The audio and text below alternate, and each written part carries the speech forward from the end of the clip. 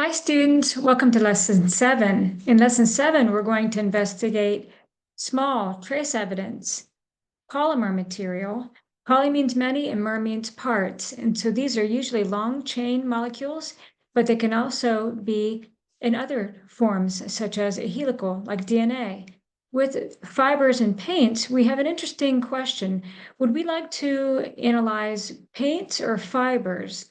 Could be a great question to ask ourselves because each one of them brings upon new challenges. They're both very small pieces of evidence, and maybe I can share with you some of the important features. There was a case once where they were looking into a car that was found at the scene of a bank robbery, and ultimately the car that they were investigating was a different color, but everything seemed to match up as far as location and eyewitness and so on. The individuals that were seen at the scene of the crime matched those, but again, this vehicle was a different color.